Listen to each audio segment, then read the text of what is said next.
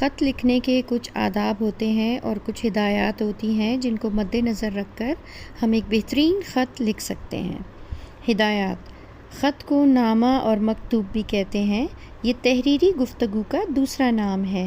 بعض لوگ اسے نصف ملاقات کا نام دیتے ہیں۔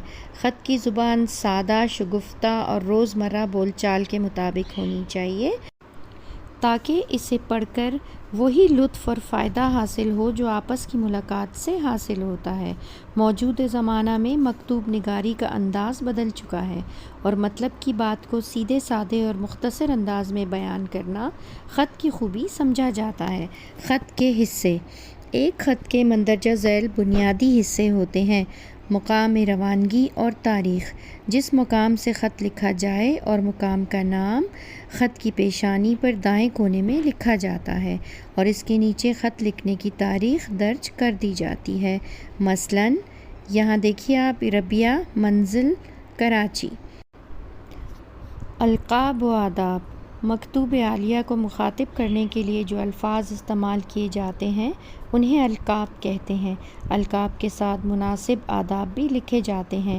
القاب و آداب کے استعمال میں مکتوب عالیہ کی عمر، مقام اور مرتبے کا پورا خیال رکھنا چاہیے۔ ان دونوں چیزوں سے کاتب اور مکتوب عالیہ کے باہمی تعلق کی نوعیت کا بھی پتہ چلتا ہے۔ مثلاً: استاد مکرم، آداب و تسلیمات، پیارے دوست طلحہ، السلام علیکم۔ مضمون خط: یہ خط کا مرکزی حصہ ہوتا ہے۔ کاتب مکتوب عالیہ کو جو کچھ لکھنا چاہتا ہے اس حصے میں تحریر کر دیتا ہے۔ خط کا یہ حصہ نہایت مؤثر اور جاندار ہونا چاہیے۔ ایک عمدہ خط کا اندازہ اس کے نفس مضمون ہی سے لگایا جاتا ہے۔ خاتمہ: خط کا مضمون موقع محل کے مطابق دعائیہ کلمات یا والسلام کا الفاظ لکھ کر ختم کر دیا جاتا ہے۔ خط کے خاتمے پر ایک سطر چھوڑ کر کاتب کو اپنا نام لکھنا چاہیے۔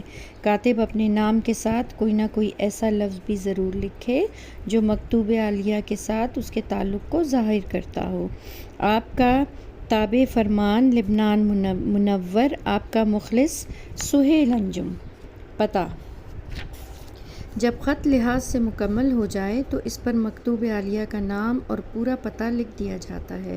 اگر مکتوب عالیہ شہر میں رہتا ہو تو گلی، محلے یا سڑک کا نام اور مکان کا نمبر وغیرہ لکھنا چاہیے، اور اگر گاؤں میں رہتا ہو تو ڈاک خانہ، تحصیل اور ضلع لکھنا ضروری ہے۔